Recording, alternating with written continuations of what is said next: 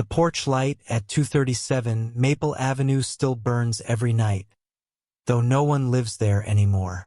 Locals say it's a tribute, a way to remember the woman whose light was extinguished by the hands of someone who once preached about forgiveness from the pulpit. This is not a story about faith gone wrong. This is a story about control disguised as devotion, about rage masked as righteousness, and about how a respected pastor's public image concealed a monster capable of unspeakable violence. Michael Thompson stood before his congregation each Sunday, Bible in hand, speaking with authority about family values and godly living. But behind closed doors, he crafted a different reality, one where obedience wasn't just expected but demanded. When his wife Jennifer finally broke free from his control and filed for divorce, Michael didn't just lose a marriage. He lost his children. He lost his reputation. He lost his carefully constructed world where he was the unquestioned authority. And someone had to pay. That someone was Susan Wilson, a retired school principal, beloved grandmother, and the mother who supported Jennifer's escape from her controlling husband. In Michael's distorted mind, Susan hadn't just helped her daughter leave an abusive marriage. She had orchestrated his complete destruction. On a cold November night in 2018, Michael Thompson crossed a line from which there was no return. The brutal attack on Susan wasn't just a crime of passion. It was the culmination of months of festering rage, meticulous planning, and a terrifying conviction that his actions were justified. By the time police dogs detected the scent of disturbed earth in Susan's backyard, the community of Ridgeview was already irreparably changed. The discovery of her body, hastily buried by the same hands that once blessed communion bread, shattered not just a family, but an entire town's sense of safety and trust. How does a man of God become a murderer? How does a champion of family values destroy a family? And how did the signs of Michael's dangerous nature go unrecognized for so long? Tonight, we examine the case that forced a quiet Iowa town to question everything they thought they knew about faith, authority, and the masks worn by those hiding in plain sight. Welcome to Legendary Crimes Documentaries. Here, we uncover the most chilling and untold cases. Some crimes shake communities to their core, and this is one of them. If you believe in exposing the truth, bringing awareness to real-life horror, and ensuring these stories aren't forgotten, subscribe and share this video because justice starts with knowing the truth. And this is the story of Michael Thompson, the pastor who raped his mother-in-law to death. Warning: this episode contains descriptions of domestic abuse, psychological manipulation, and violent crime that some viewers may find disturbing. Viewer discretion is advised. Michael James Thompson was born on March 17, 1972, in Cedar Rapids, Iowa, to Richard and Patricia Thompson. The family lived in a modest two-story home at 1453 Oakwood Drive, where Michael grew up as the middle child between his older brother Daniel and younger sister Rebecca. Richard Thompson worked as a bank manager at First Iowa Community Bank, instilling in his children a sense of discipline and respect for authority. Patricia, a devoted homemaker and church secretary at Cedar Rapids First Baptist, ensured the family's life revolved around religious activities. The Thompsons attended church 3 times weekly without fail. Former neighbors recall the Thompson household as unusually strict. Marion Jenkins, who lived next door from 1978 to 1985, remembered, "The Thompson kids were always immaculately dressed for church, but Michael couldn't join neighborhood games without permission slips, even when he was 12 or 13. Richard believed in spare the rod, spoil the child." Michael's elementary school teachers at Lincoln Elementary described him as intelligent but socially awkward. Mrs. Doris Hayward, his third-grade teacher, noted in his 1981 report card. Michael shows remarkable leadership potential, but becomes frustrated when classmates don't follow his ideas precisely. By high school at Washington High School, 1986 to 1990, Michael had found his niche in the debate team and youth ministry. Former classmate Trevor Williams recalls, Michael could talk anyone into anything. He won debate competitions not because his arguments were the strongest, but because he delivered them with such conviction. He already sounded like a preacher at 16. Another former classmate, Jessica Lawson, remembered a disturbing incident from senior year. Michael was dating Amanda Winters for about 6 months. When she tried to break up with him, he followed her around for weeks, showing up at her workplace, sending letters quoting Bible verses about loyalty. The school counselor had to get involved. Michael graduated as valedictorian in May 1990. His speech centered on God's plan for each of us and the divine hierarchy of leadership. Michael attended Liberty Baptist College in Lynchburg, Virginia on a partial scholarship, where he majored in biblical studies from 1990 to 1994. College roommate Peter Garrison recalled, Michael was intense about everything, studying until 3 a.m., fasting for days during prayer retreats. He'd get upset if I brought friends to our room without advance notice. Another Liberty student, Rachel Morgan, dated Michael briefly in 1992. He wanted to know where I was every minute. He'd quiz me about male classmates I spoke to. When I told him it wasn't working out, he said God had revealed to him we were meant to be together, and breaking up would be defying God's will. Dr. Lawrence Pritchard, Michael's theology professor, recognized his academic talents but noted concerns. Thompson had a brilliant theological mind but a troubling tendency to interpret Scripture in ways that reinforced his own authority. I tried to mentor him toward humility, but he was convinced of his special calling. After graduating summa cum laude in May 1994, Michael attended Midwest Theological Seminary in Kansas City, Missouri from September 1994 to May 1999, pursuing both a Master of Divinity and Doctor of Ministry. His doctoral dissertation, completed in April 1999, was titled Pastoral Authority as Divine Mandate, Reclaiming Biblical Headship in the Modern Church.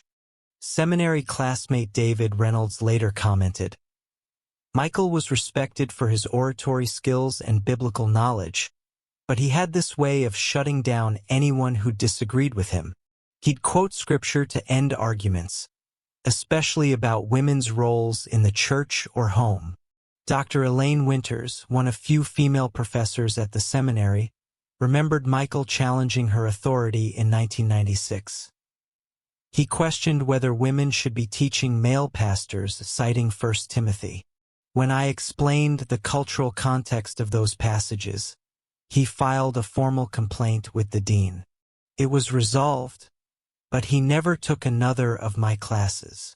After seminary, Michael served as associate pastor at Faith Community Church in Springfield, Missouri from July 1999 to December 2001.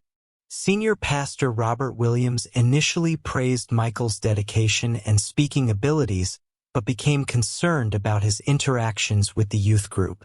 Michael was charismatic, no doubt about it, Williams later said.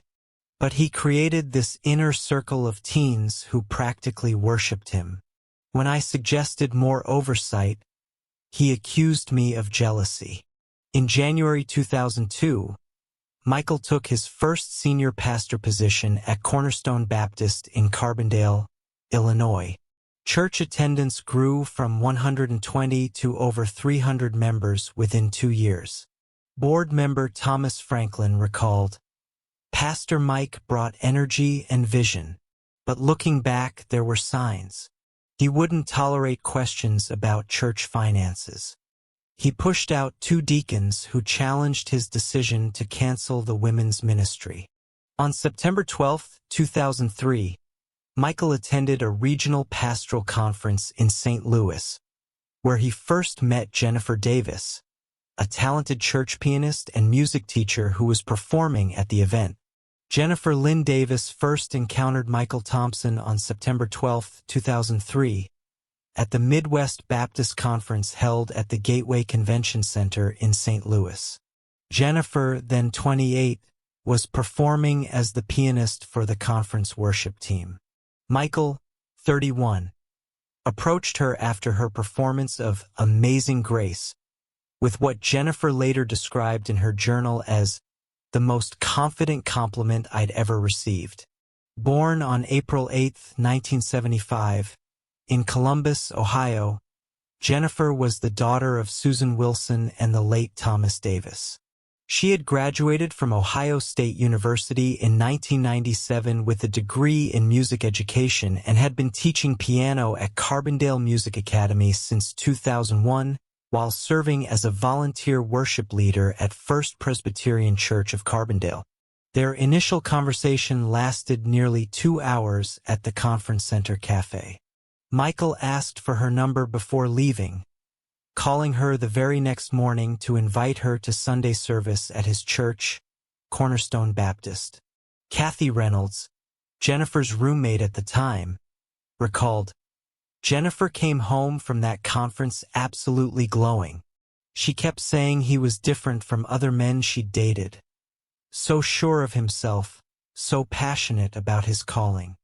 She was flattered that a pastor would be interested in her." Over the next 3 months, Michael and Jennifer developed a whirlwind courtship. He sent flowers to her workplace every Monday. On their third date, October 3, 2003, he took her to the Vineyard restaurant on West Main Street in Carbondale, where he presented her with a leather-bound devotional with passages he had highlighted specifically for her. By Thanksgiving 2003, Michael had introduced Jennifer to his congregation as the woman God has chosen for me. This surprised Jennifer, as she confided to her mother Susan during a phone call on November 30, 2003. "It's moving so fast, Mom. We haven't even talked about marriage yet. But he's telling everyone I'm the one." December 2003 brought the first red flags. Jennifer had planned to visit her mother in Ridgeview for Christmas from December 23rd to 27th. 3 days before her trip, Michael presented her with an alternative itinerary he had created, a pastoral retreat in Gatlinburg, Tennessee, where she would meet several senior pastors' wives who could mentor her for her future role. When Jennifer explained she couldn't cancel on her mother, Michael became uncharacteristically cold.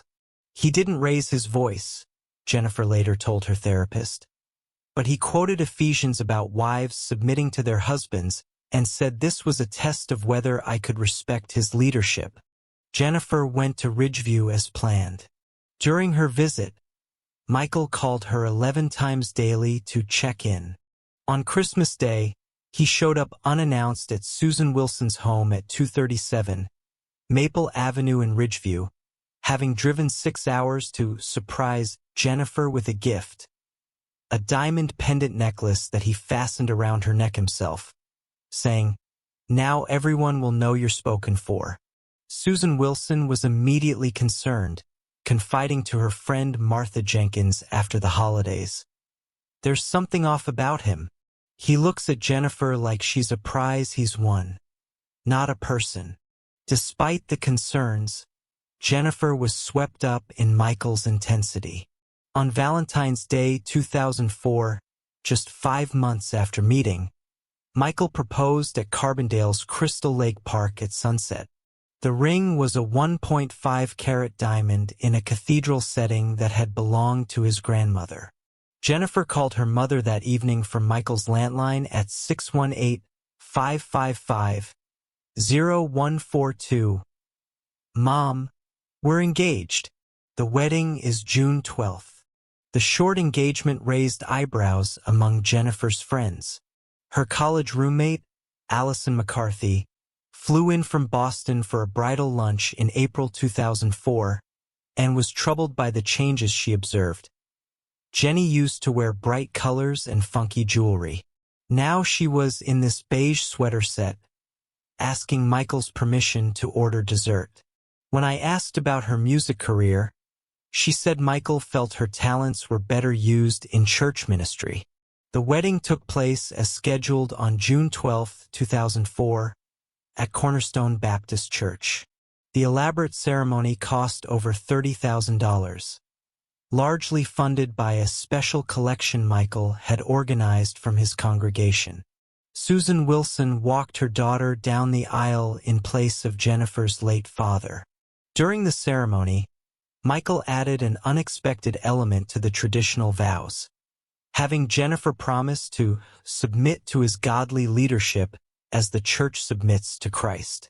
The reception at the Carbondale Civic Center featured a 20-minute speech from Michael about God's design for marriage, while Jennifer stood silently beside him.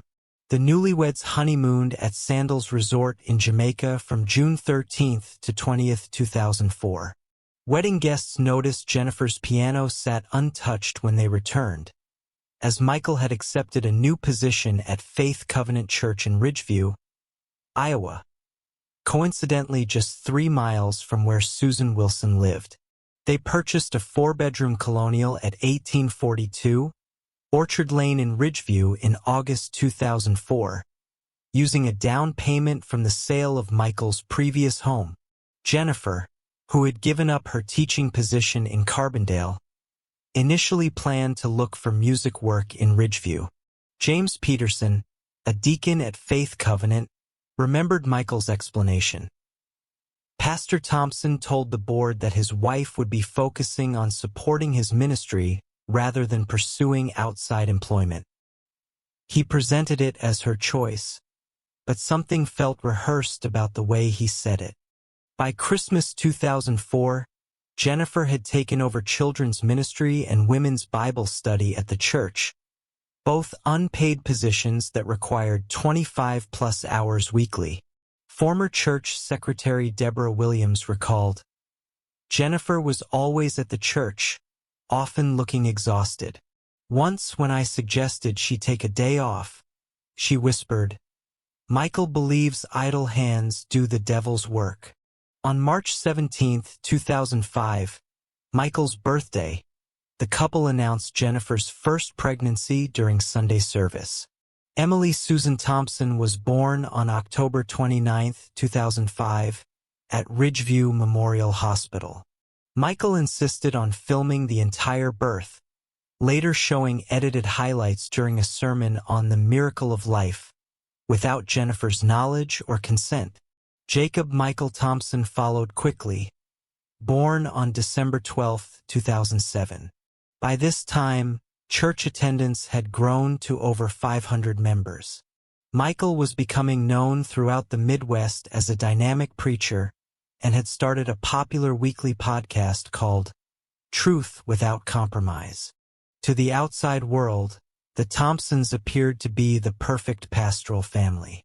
Photos from this period show Jennifer smiling beside Michael at church functions, always impeccably dressed in conservative attire, the children matching in coordinated outfits. Susan Elizabeth Wilson, née Miller, was born on June 15, 1950, in Columbus, Ohio.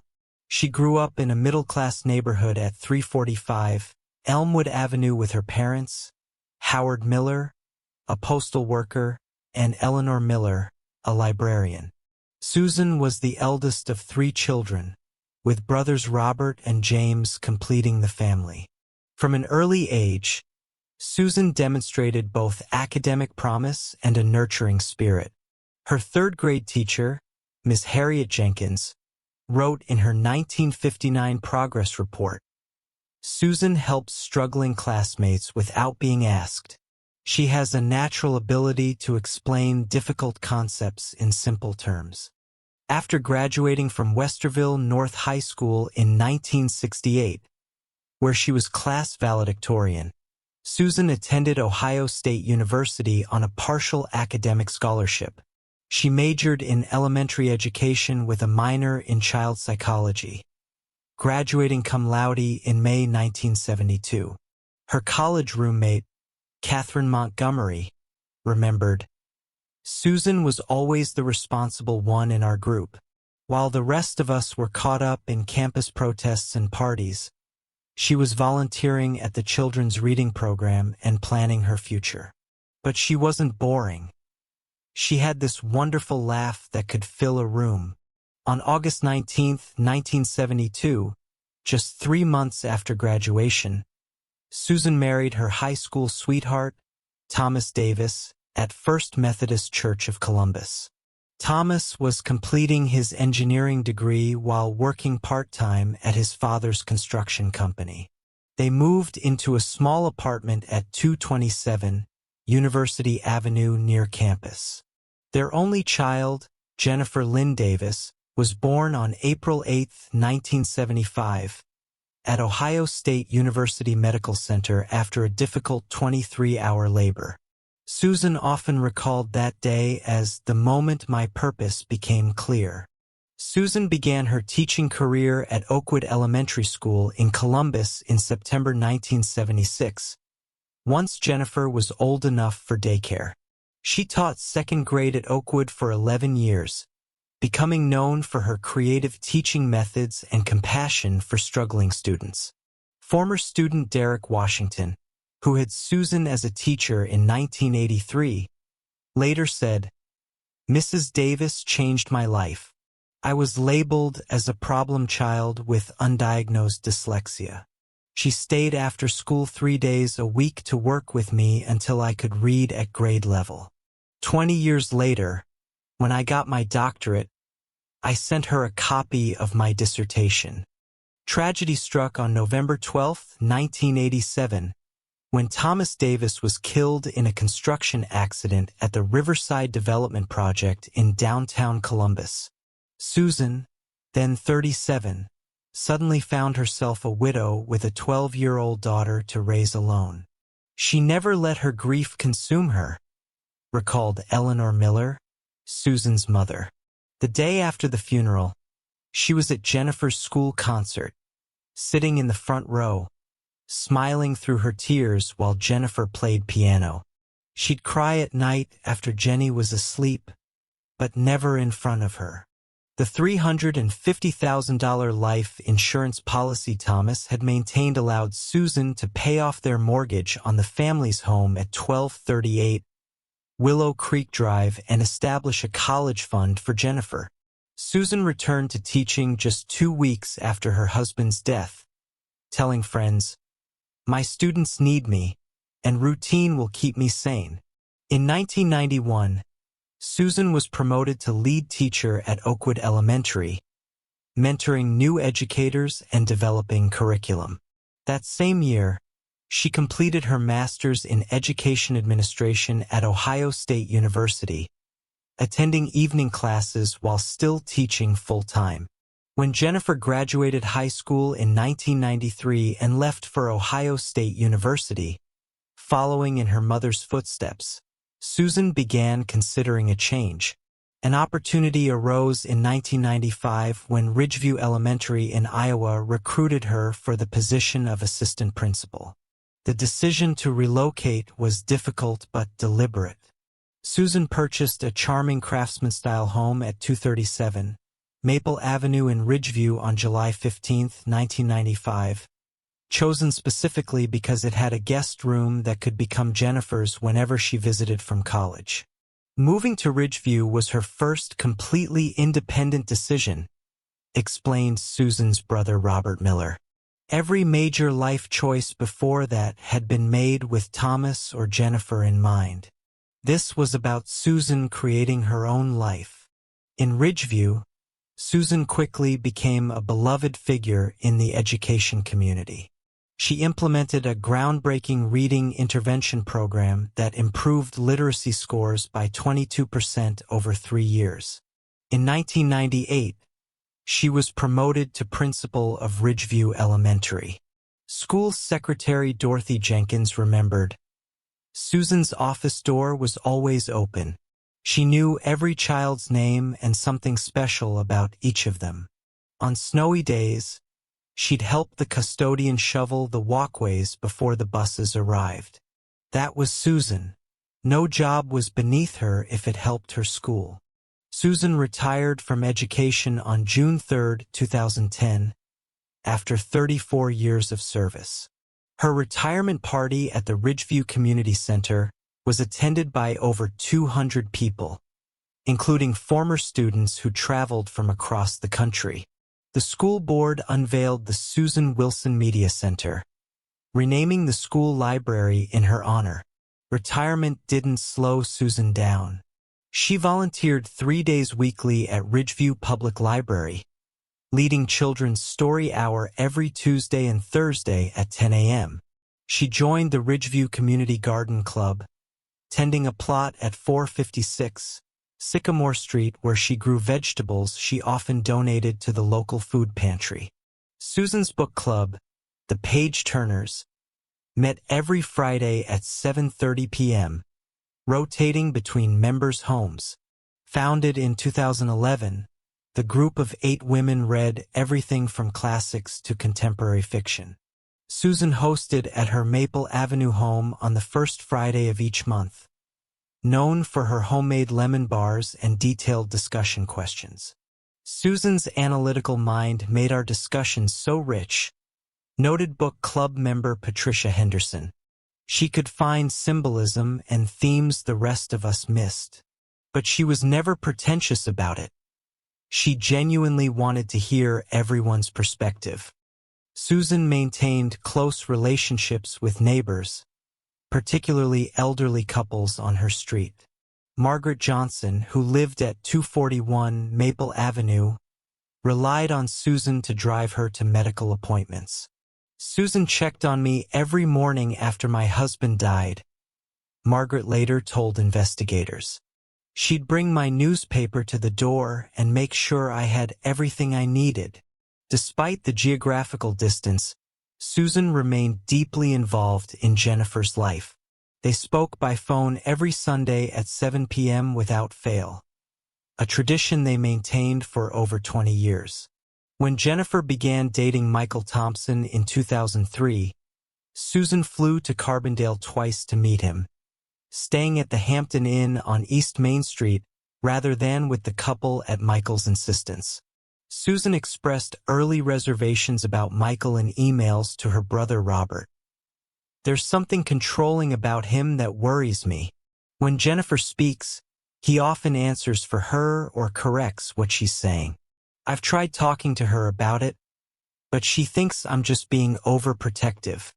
After Jennifer and Michael married and moved to Ridgeview in 2004, Susan was initially hopeful about having her daughter nearby again. She purchased custom furniture for Emily's nursery before her birth in 2005 and offered to provide regular childcare, which Michael declined, saying it was Jennifer's biblical duty to raise their children. Nevertheless, Susan forged strong bonds with her grandchildren. Emily and Jacob visited her home every Wednesday afternoon from 3 to 5 p.m. when Jennifer could arrange it. Susan converted her home office into a playroom, stocking it with educational toys and books. She attended every school performance and sports event, photographing each milestone for albums she created for each child. "My mom was the kind of grandmother who got down on the floor to play, even with her arthritis," Jennifer later testified. The kids adored her. Emily called her Nana Book because she always had new stories to read them. After nearly 30 years as a widow, Susan unexpectedly found love again at age 66. She met Judge William Parker on January 17, 2016, during jury duty at the Ridgeview County Courthouse. Susan had been selected for a civil case over which Judge Parker presided. After the trial concluded, they encountered each other again at Riverside Park during one of Susan's daily 7 a.m. walks along the Cedar River. William, a widower whose wife had died of cancer in 2014, was walking his golden retriever, Rusty. Their conversation about local history, William served on the Historical Society Board, led to coffee at Cornerstone Cafe at 123 Main Street. Their first official date was on February 29, 2016, at the Riverside restaurant where William reserved table number 9 by the window overlooking the Cedar River. Susan wore a blue dress she had purchased specifically for the occasion, her first new dress in years, according to her credit card statement at Ridgeview department store. The relationship progressed carefully and privately. Both Susan and William, conscious of their positions in the community, she as a retired principal, he as a sitting judge, kept their dating low-key for the first 6 months.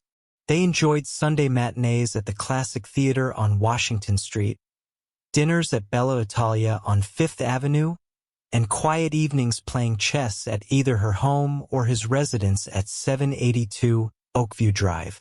Susan's brother Robert recalled her happiness during this period. After Tom died, I never thought Susan would find someone again. She devoted herself to Jennifer and her career. But William brought out a playfulness in her I hadn't seen since college. She started wearing brighter colors, taking ballroom dancing lessons at the community center on Thursday evenings. She was radiant. By early 2017, their relationship was public knowledge in Ridgeview. Judge Parker began regularly attending Susan's book club events as the only male member, contributing perspectives that the group found valuable. William proposed on Christmas Eve 2017 with a simple platinum band, and they had planned a small April 2019 wedding ceremony in the Ridgeview Botanical Gardens. Susan confided to her friend Martha Jenkins over lunch at Green Garden Cafe on March 3, 2018. I never expected to find love again at my age. William respects my independence. That's what makes this relationship so different from what Jennifer has with Michael. We support each other without trying to change each other. The relationship between Susan and Judge Parker began 8 months before Jennifer filed for divorce from Michael. When Parker was randomly assigned to the Thompson custody case in June 2018, both he and Susan immediately disclosed their relationship to the court. The court administrator found no conflict of interest since their relationship had predated the case by over a year and Susan was not directly involved in the proceedings as a party. But for Michael Thompson, this official ruling meant nothing. In his mind, a vast conspiracy had formed against him. The custody hearings stretched across the summer of 2018, turning the Ridgeview County Courthouse into a battleground. The stately brick building, constructed in 1896, had witnessed countless divorces over its 122-year history, but locals would later say none quite like the Thompson case. Jennifer's attorney, Carolyn Matthews, presented a methodical case documenting Michael's controlling behavior. What we have here, she told the court during her opening statement, is not just a marriage dissolution, but the systematic dismantling of a woman's autonomy over years through spiritual manipulation and emotional coercion. The evidence was damning. Dozens of text messages where Michael demanded to know Jennifer's whereabouts. Audio recordings of his correction sessions, where he quoted scripture while berating Jennifer for perceived disobedience.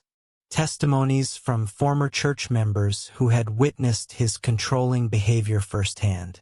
Melissa Donovan, who had served as worship leader at Faith Covenant from 2012 to 2016, testified. Once during rehearsal, Jennifer improvised a beautiful piano bridge between 2 worship songs. The congregation loved it.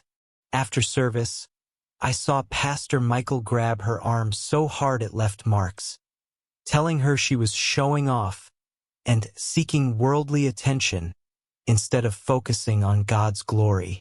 Dr. Catherine Ellison, a court-appointed psychologist who evaluated both parents, concluded that Michael exhibited concerning patterns consistent with narcissistic and controlling personalities, noting that he interrupted Jennifer repeatedly during joint sessions and spoke about his children as extensions of himself rather than as individuals.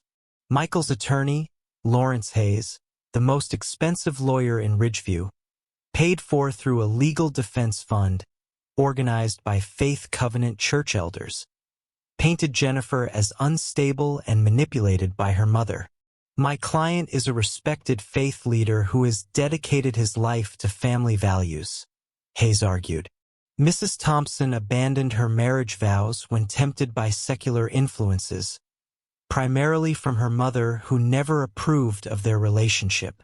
Throughout the proceedings, Michael maintained an eerily composed demeanor in court, occasionally writing notes to his attorney or nodding slightly when witnesses spoke in his favor. But courthouse security officer Dennis Ramsey noted concerning behavior during recesses. Thompson would pace the hallway, muttering to himself, Ramsey later told investigators. Once I overheard him saying, "The devil works through women," over and over. When I asked if he needed assistance, he immediately switched to this calm, pastoral voice like flipping a switch. As the custody battle wore on, Ridgeview, population 8,743, found itself divided. The town had always prided itself on its cohesion and communal bonds. Founded in 1856 by Swedish immigrants seeking religious freedom, the town's economy centered around agriculture, small manufacturing, and more recently, a growing healthcare sector with the expansion of Ridgeview Memorial Hospital. Faith Covenant Church, with its prominent white steeple visible from most parts of town, had served as a community anchor for generations. Under Michael's 5-year leadership, membership had grown to nearly 600 congregants, almost 7% of the town's population. Many church members stood firmly behind their pastor. Prayer vigils were held on the courthouse steps during hearing days. Women from the church's Proverbs 31 ministry delivered home-cooked meals to Michael's home each evening. A Stand with Pastor Mike Facebook group accumulated over 1,200 members, many from neighboring communities.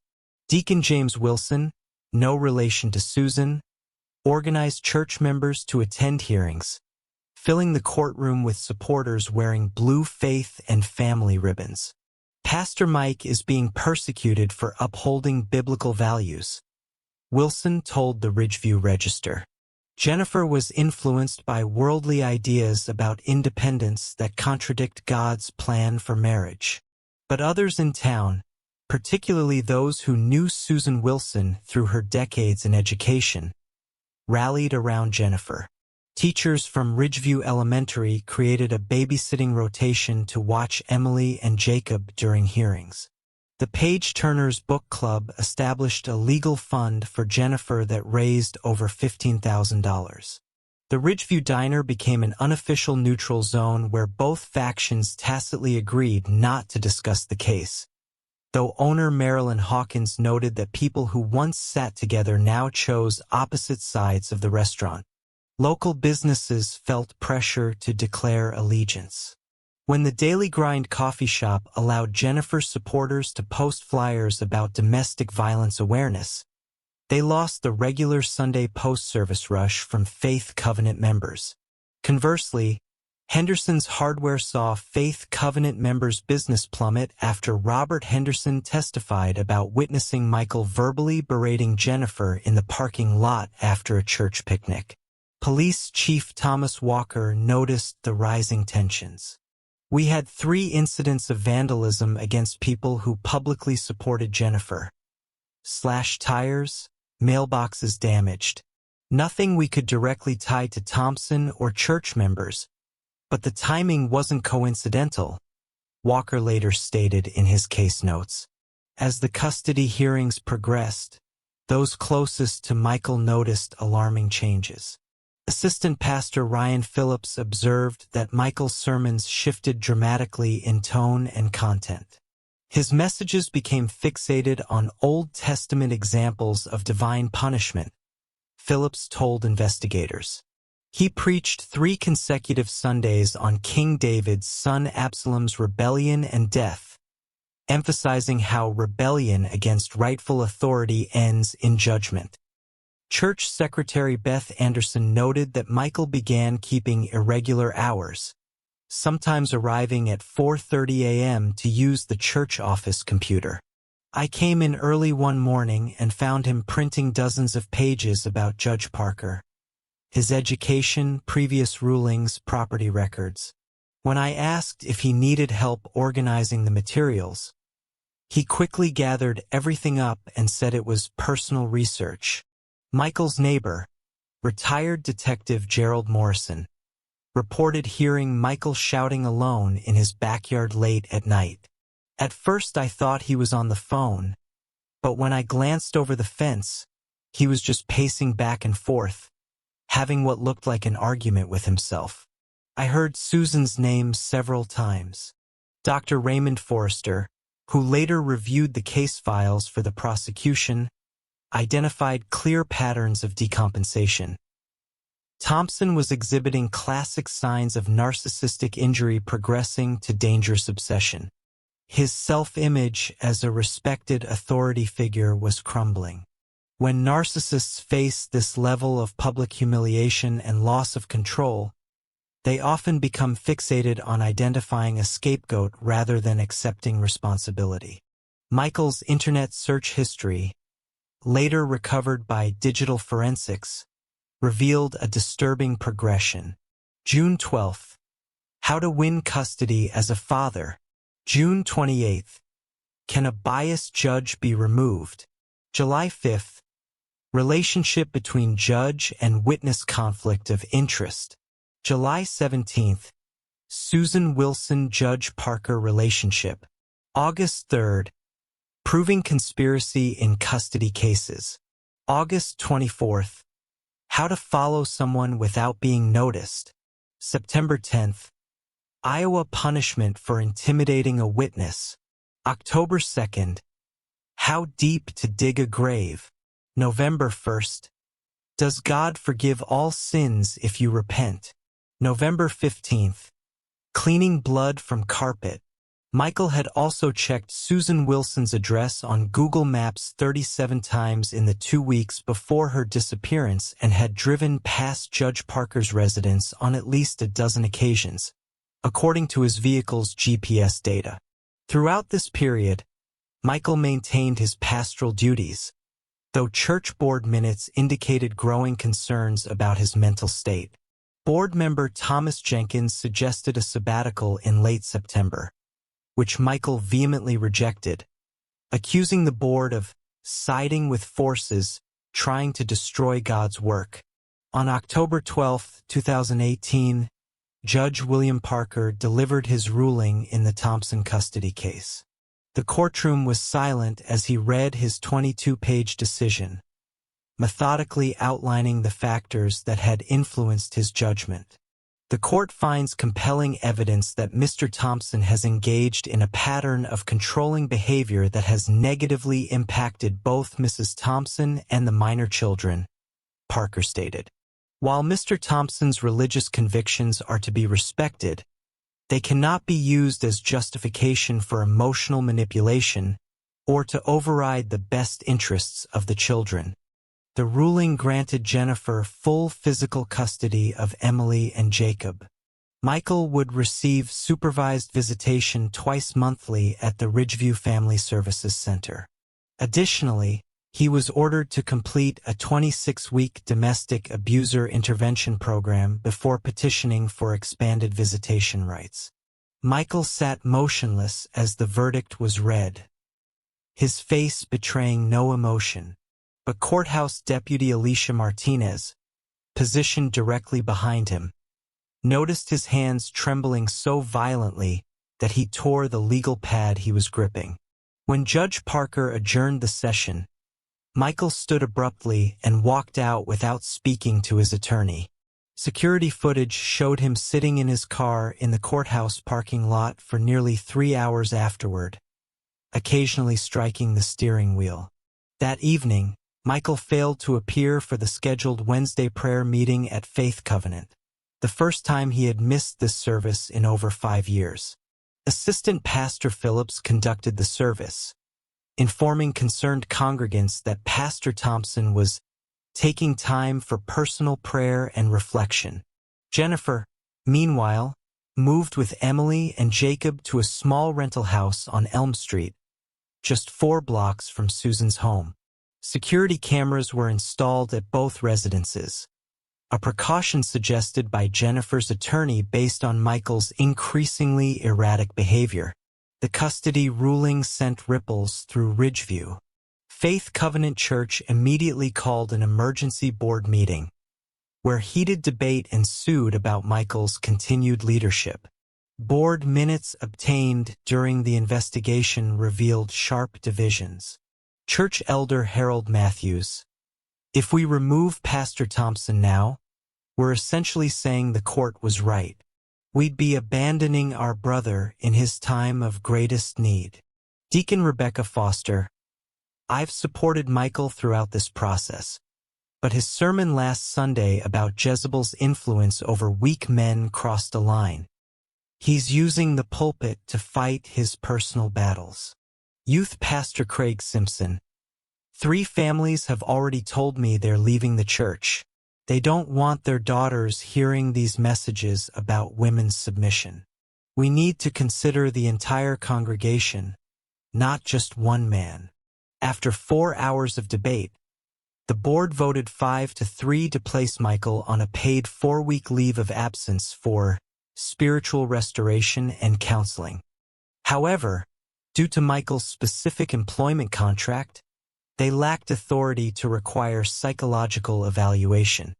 The wider Ridgeview community experienced similar fractures. At the Ridgeview High School football game the Friday following the verdict, Principal Margaret Davidson had to separate parents who began arguing about the case in the bleachers. The Ridgeview Register's Facebook page temporarily disabled comments on any article related to the Thompsons after moderators couldn't keep up with the vitriol. Local domestic violence organizations reported a 40% increase in calls to their helplines in the weeks following the verdict, both from women seeking help and from concerned community members reporting suspected abuse. Harbor House, the regional domestic violence shelter, organized 2 community education sessions on recognizing spiritual abuse that drew over 200 attendees. Dr. Elizabeth Werner, a sociologist at nearby Central Iowa University who later studied the case's impact on Ridgeview, noted, "What we witnessed was classic rural community trauma. When a respected leader falls, people are forced to reconcile the person they thought they knew with disturbing new information. Many find it easier to blame accusers than to rewrite their understanding of someone they trusted." The Thompson case exposed deeper tensions about religious authority and gender roles that had long simmered beneath Ridgeview's surface. Faith Covenant Church belonged to a conservative evangelical denomination that emphasized male headship in homes and church leadership. Dr. Thomas Reynolds, a religious studies professor who later analyzed Michael's sermons, explained, "Thompson's rhetoric employed a common pattern we see in authoritarian religious contexts. He selectively emphasized biblical passages about submission while ignoring accompanying admonitions for husbands to love sacrificially. Over time, his teachings on marriage shifted from mutual respect within defined roles to near-absolute male authority." Several former Faith Covenant members came forward after the custody ruling, describing how Michael had counseled women to remain in problematic marriages. Sandra Peterson, who left the church in 2017, told investigators, "When I sought pastoral counseling about my husband's verbal abuse, Pastor Thompson told me I needed to examine how my rebellious spirit might be provoking my husband. He gave me a book called Created to Be His Helpmeet that basically said everything was my fault. Other Ridgeview faith leaders had noticed concerning patterns in Michael's ministry approach. Pastor James Williams of Ridgeview Methodist stated in his witness account, "Theological differences aside, what troubled me was how Thompson isolated his congregation from other churches. He canceled Faith Covenant's participation in our annual community Thanksgiving service, saying involvement with compromised teachings would confuse his flock. This level of control isn't normal even in conservative denominations." The 4 weeks following the custody ruling marked a period of ominous calm. Michael complied with court orders, attending his first 3 supervised visitations and initial counseling sessions. Jennifer reported no direct contact attempts, though she told friends she sometimes sensed she was being watched. Those who encountered Michael during this period described a man operating on autopilot. Grocery store clerk Tyler Jensen recalled, "Pastor Thompson came in every Tuesday around 8 p.m.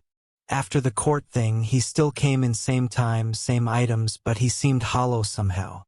Wouldn't make eye contact or do his usual small talk."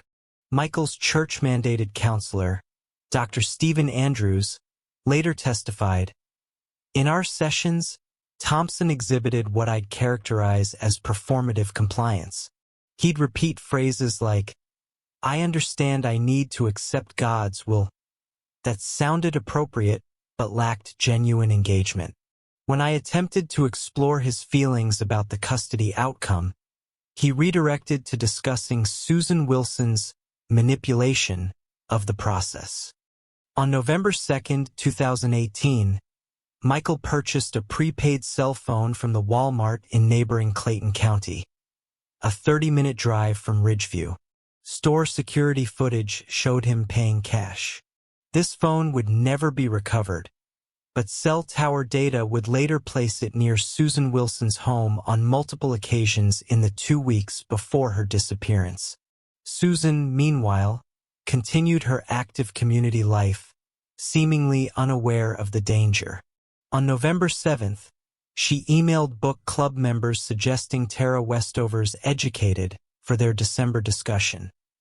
Ironically, a memoir about escaping from a controlling religious household. She and Judge Parker attended the Ridgeview Community Theater production of Our Town on November 10th, where multiple witnesses noted they appeared relaxed and happy.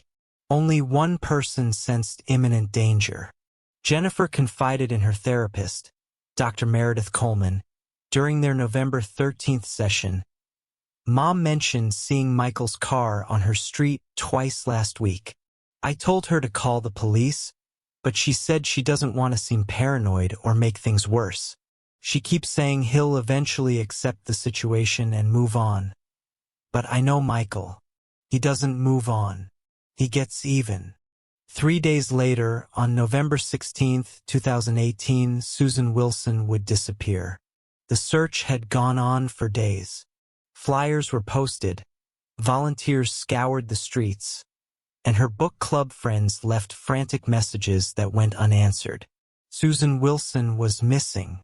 Then, in the early hours of November 18, 2018, police dogs picked up a scent in her backyard. Officers moved quickly, digging through the frozen Iowa ground until they hit something. A blanket, a body, a secret that wasn't meant to be found. At first, no one understood why someone would do this. Susan was loved, respected, a retired teacher, a devoted grandmother. But as investigators dug deeper, they uncovered a bitter custody battle, a man consumed by rage, and a crime so brutal that it would leave the small town of Ridgeview, Iowa, forever scarred. The person responsible wasn't a stranger or a drifter. It was a pastor, a man who once preached about love, faith, and forgiveness. And the motive? A twisted sense of revenge. What led to this crime, and how did a respected pastor turn into a monster? Ridgeview, Iowa was the kind of place where people left their doors unlocked, where neighbors greeted each other by name, and where Sunday mornings were sacred. It was a town built on faith, tradition, and community. But by the end of 2018, that image would be shattered. At the center of it all was Pastor Michael Thompson. To the outside world, he was a man of God, charismatic, devoted, and deeply respected. He preached about forgiveness, family, and faith with a conviction that made people believe he truly lived by those words. But his marriage to Jennifer Thompson, once seen as strong, had become a battlefield. Michael's strict, controlling nature clashed with Jennifer's growing independence. He had long demanded obedience, not just in their home but in their faith. Everything had to be done his way. Over the years, Jennifer grew tired of walking on eggshells, tired of feeling like she was just an accessory to his public image, and tired of pretending everything was fine. By early 2018, she made a decision that would change everything. She filed for divorce. Michael did not take it well. He saw it as a betrayal and insult to his authority. He preached about the sanctity of marriage, and now his own was falling apart. But the real battle wasn't the divorce itself, it was the fight for the children. Emily, 12, and Jacob, 10, were the center of their world, and Michael wasn't about to let them go without a fight. The custody battle became ugly. Michael used his position in the church to paint Jennifer as unstable, claiming she was trying to rip the family apart. But Jennifer had something stronger: evidence. She documented his emotional manipulation, his explosive temper, the way he used religion as a weapon in their home. She wasn't fighting alone. Her mother, Susan Wilson, a retired school teacher and fiercely protective mother, stood by her side, providing financial support and emotional strength. Michael, however, believed Susan was going beyond just supporting her daughter. Because Susan wasn't just Jennifer's mother. She was also dating Judge William Parker, the very man overseeing the case. The relationship had begun months before the trial, completely unrelated to Michael, but when he found out, his paranoia exploded. He convinced himself that Susan would use her connection to sway the judge's ruling. The courtroom was packed. Ridgeview, Iowa wasn't the kind of town where messy divorces made headlines.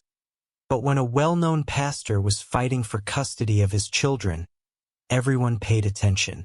Michael Thompson sat rigidly at the plaintiff's table, dressed in a dark suit. Across from him, Jennifer sat beside her attorney, calm but visibly drained. This wasn't just a legal battle. It was a war. Michael had made sure of that. When Jennifer filed for divorce in early 2018, Michael used every tool at his disposal to make her look like the problem.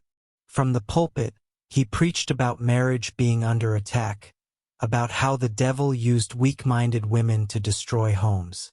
And though he never said her name, the message was clear to his congregation. He was the victim. To the court, it was another story. Jennifer's legal team had proof: text messages, emails, voice recordings of his threats and manipulation. They presented evidence of his emotional abuse, how he weaponized faith, belittled her, controlled every aspect of her life. Then there was Susan. Her testimony was unflinching. She stood in court looking Michael in the eye and told the judge exactly what she thought of him. She called him a fraud, a hypocrite, a man who valued power more than family. Michael sat there silent, but inside his rage boiled over. He expected his reputation to protect him, but when the verdict came, it was clear that none of it had worked. Jennifer was granted full custody. Michael was given supervised visits only. The ruling was devastating. But what broke him wasn't the judge's decision. It was who the judge was: William Parker, a man Michael barely knew until recently. It had started as a rumor, then it became a whisper, and then one evening Michael saw them together. Susan and Judge Parker, walking out of a restaurant, laughing, holding hands. That was all it took. Michael's mind twisted the truth into something darker. To him, this was no coincidence. This was personal. He became obsessed with the idea that Susan had secretly worked behind the scenes, pulling strings, sleeping with the judge to destroy his life. And now he had nothing left. His marriage was gone, his children were gone, his reputation was crumbling. But in his mind, there was still a way to take it all back. He just had to make sure the person who took it from him paid the price. The ruling should have been the end of it. Most men, after losing a custody battle, either moved on or fought through the legal system for another chance. But Michael Thompson wasn't most men. He wasn't about to accept humiliation. He wasn't about to let a woman take away his family. And he certainly wasn't about to sit back while Susan Wilson walked free. For the first few weeks after the verdict, Michael still played the part of the grieving father, the misunderstood victim. He stood at the pulpit talking about perseverance in the face of injustice. But behind closed doors, he was unraveling. He stopped returning calls. He ignored messages from his congregation. He skipped counseling sessions with his court-appointed supervisor. At night, he sat alone in his darkened house, drinking, staring at the walls, obsessing, replaying the courtroom scene over and over in his mind. But no matter how many times he thought about it, he always came back to one thing. Susan. She was the reason his family was gone. She was the reason his name was dragged through the mud. And now she was with the judge, the man who took his children from him. Michael convinced himself that this was no accident. Susan had played him. She had plotted against him, and he couldn't let that stand. His obsession turned into action. He started following her. First, it was small things. He would park a few houses down from her home, watching from his car. Then he started memorizing her routine. She went grocery shopping every Wednesday at 10 a.m. She had book club every Friday night at 7 p.m. She visited the judge's house on Sundays after church. The more he watched, the more his hatred grew. Susan was living her life, smiling, laughing, while he had lost everything. Then one night, sitting in his car, a thought entered his mind. One so dark and undeniable it sent a chill down his own spine. There was only one way to fix this. November 16, 2018. Susan Wilson was alone in her house, preparing for her weekly book club. She had no idea that outside, in the cold darkness of Ridgeview, Iowa, Michael Thompson was waiting. He had watched her all day, circling the block, making sure there were no unexpected visitors. At 6:52 p.m., her porch light flickered on, a sign that she was home alone. At 7:03 p.m., Michael stepped out of his car and walked to her front door. He rang the doorbell. Susan hesitated before answering. She hadn't seen him in weeks. The last time they spoke had been in court when she testified against him. She cracked the door open just enough to see his face. Michael looked different. His eyes were bloodshot, his hair unkempt. He wasn't the polished pastor she once knew. He told her he just wanted to talk, that he needed closure. Susan, despite her instincts, opened the door, and the moment she did, Michael shoved his way inside and locked it behind him. The confrontation started with words.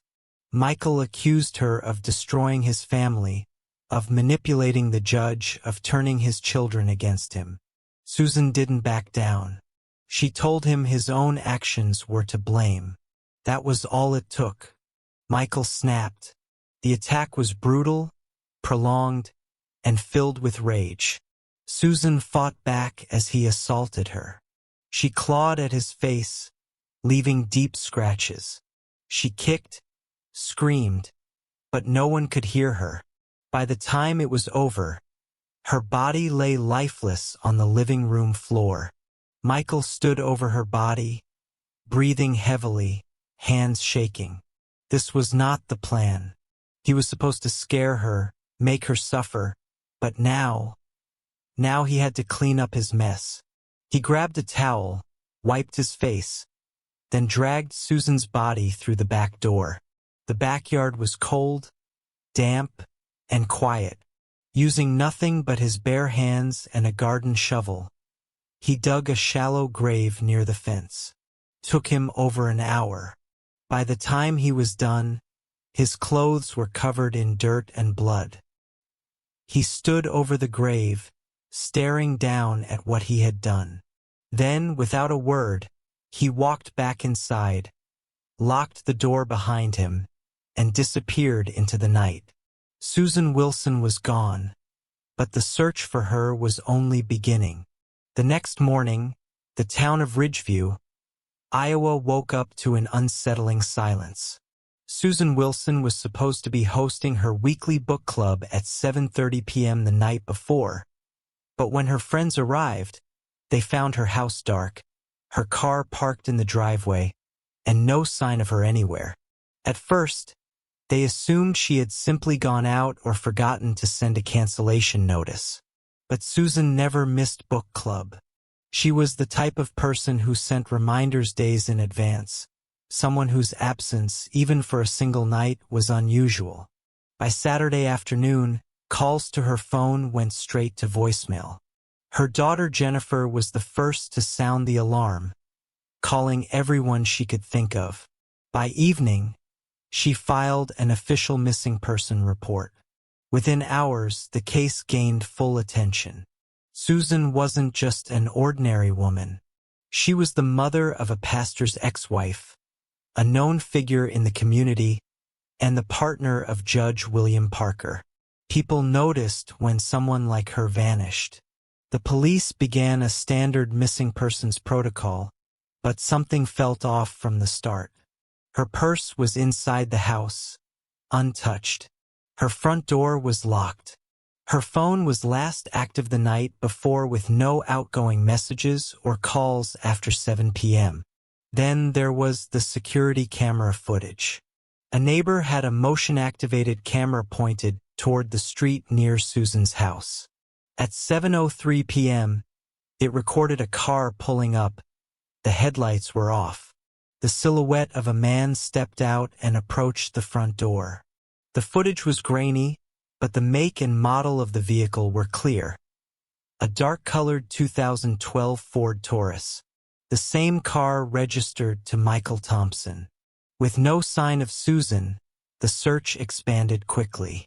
Volunteers, police officers, and search dogs combed the surrounding areas. They checked hospitals, highways, and nearby wooded areas.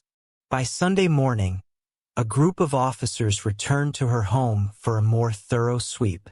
It was during this second search that one of the K-9 units stopped at the backyard. The dog wouldn't move from a specific patch of ground near the wooden fence. A second dog was brought in, same reaction. The officers looked at each other, knowing exactly what this meant. They grabbed their shovels and started digging. The soil was loose. It didn't take long before they hit fabric, something wrapped in a blanket.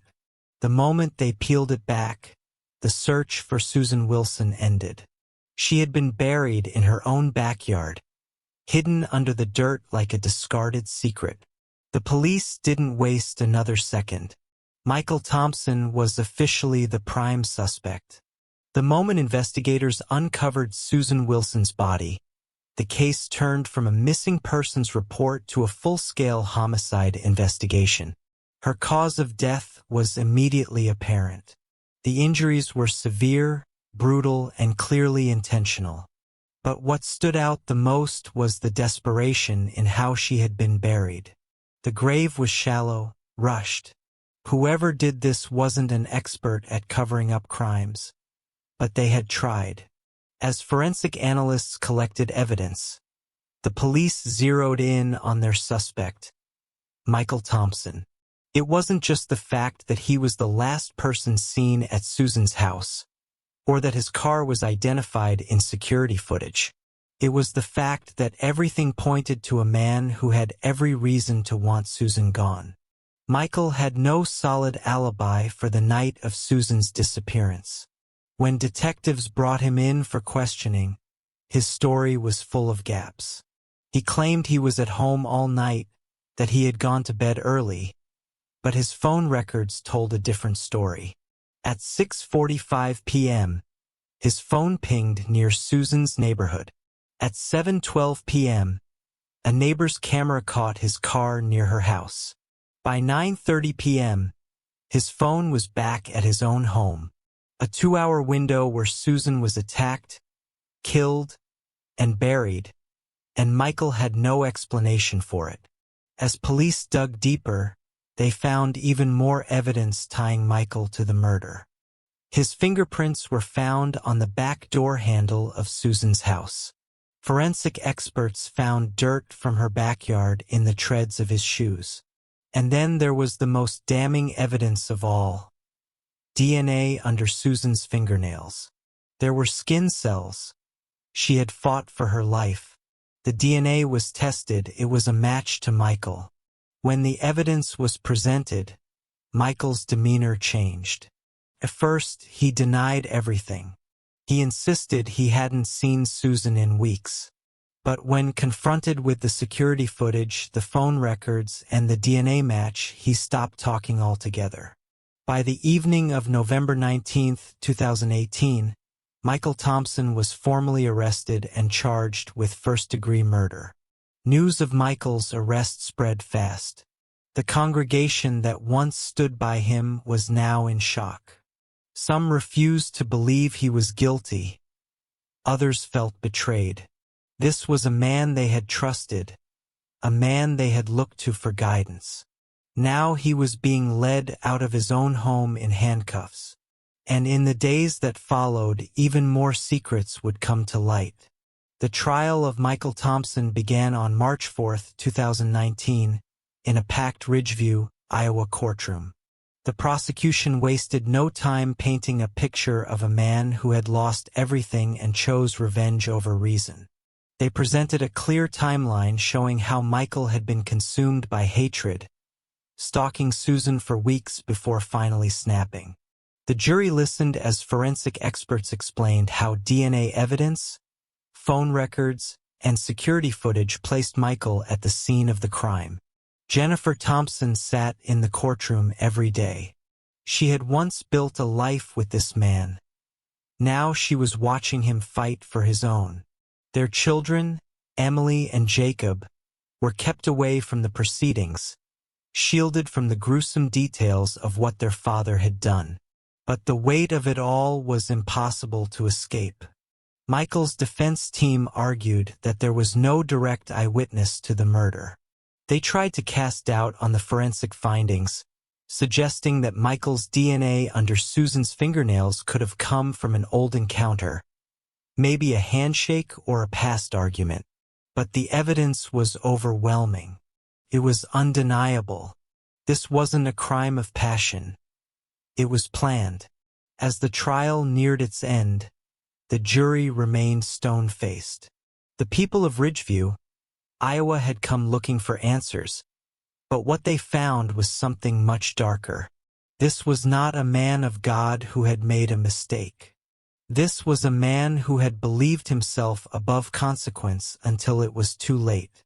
On March 22, 2019, after just 4 hours of deliberation, the jury returned their verdict: guilty of first-degree murder. Michael sat motionless as the words echoed through the courtroom. His once powerful voice, the one that had delivered countless sermons, was now silent. The judge sentenced him to life in prison without the possibility of parole. The gavel fell, and just like that, the man who had once led a congregation walked away in shackles. The courtroom was still.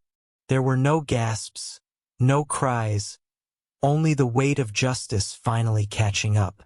The trial was over, but the aftermath of Michael Thompson's crime lingered like a shadow over Ridgeview, Iowa.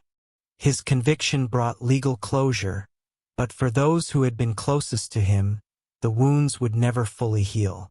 Jennifer Thompson remained in town, determined to give her children a sense of stability despite the horror their father had brought upon their family. She refused to let Michael's actions define their future. Her role in the community changed. Once the wife of a pastor, she was now a woman rebuilding her life in the same town where her husband had committed an unthinkable crime. Some people pitied her. Others admired her strength. Emily and Jacob struggled with the truth.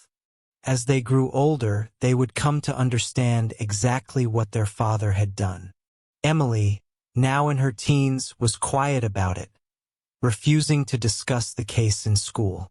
Jacob, still young, asked questions that his mother couldn't always answer. Jennifer did her best to shield them, but the weight of their father's crime followed them everywhere. Judge William Parker, the man who had unknowingly become a central figure in Michael's paranoia, eventually stepped down from the bench. While he had ruled fairly, the connection to Susan Wilson, the woman Michael had murdered, was something that never left him. The church building stood empty, a reminder of the pastor who had fallen from grace in the most horrific way. Betrayal, obsession, revenge. These aren't just words. They're the forces that turned a respected pastor into a murderer. Michael Thompson believed he was entitled to everything. His family, his power, his reputation. But when it was taken from him, he didn't seek justice. He sought destruction. And in the end, all he did was seal his own fate. If stories like this need to be told, if you believe in exposing the darkness that hides in plain sight, then subscribe to our channel. Share this video because the only way to stop monsters like this is to never let their stories be forgotten. Thank you for watching till the end. If you enjoyed this story, kindly do us a favor and subscribe to our channel. It is free and won't cost anything, but it means the world to us. We're just a small channel trying to grow.